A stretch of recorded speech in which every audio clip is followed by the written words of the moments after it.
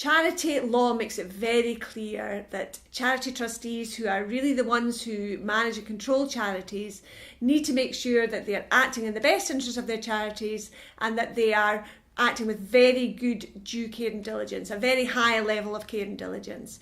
So part of that really needs to be making sure that the children and vulnerable adults they're working with are kept very safe and secure. And not only that, but they're able to flourish.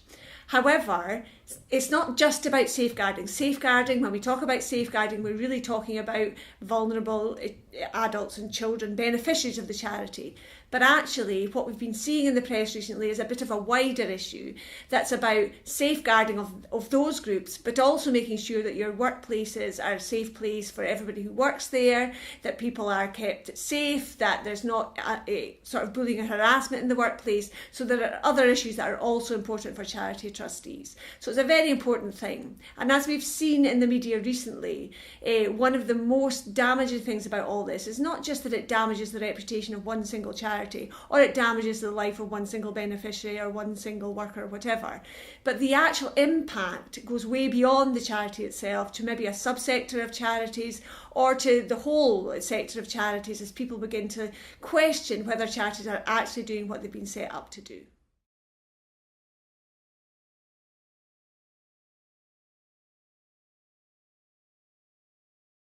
There's a couple of very easy steps. When the big press releases were out over the last couple of months, we wrote to all charities asking them to make sure that at their next trustees meeting, their next board meeting, their next committee meeting, whatever it may be called, they took the issue of safeguarding.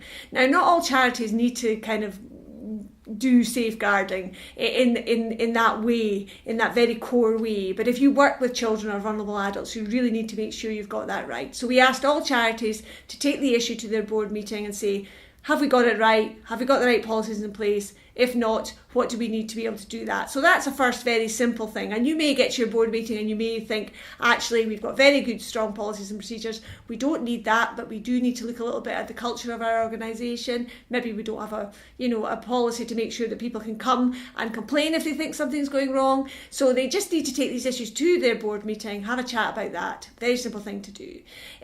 The other thing that we asked them to do was to remember that if something significant does happen, that they do report it to us as the Scottish Charity Regulator. Now, that's a very safe space. It's a way of them getting ahead of the problem. It's a way of them letting us know when something's happening and letting us know what they're doing to deal with it. And also, sometimes we can signpost them to the right people. We can give them some support in that journey. So it's a very good thing to do. So if something is happening in the charity, they should report it to us under what we call our notifiable events regime, and there's a specific email that they can email if something like that does happen. So there's two very concrete things they can do at the moment.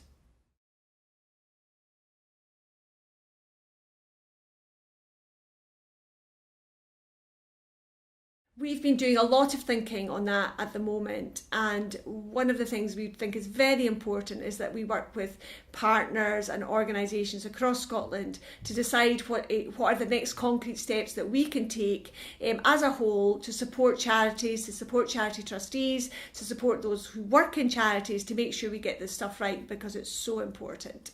As part of that, we're going to have a roundtable. We're organising that jointly with SCVO, and that will take place in May. That will be a very good chance to talk about some of the key issues. We'll talk about core safeguarding issues, but we'll also talk about culture in the workplace. We'll talk about whistleblowing. We'll talk about other things that are essential to get right if you're going to actually keep everybody safe and comfortable in the workplace and beyond. So that will be happening, and I think that will be a very good springboard to deciding what are the next things that we should be concentrating on going forward.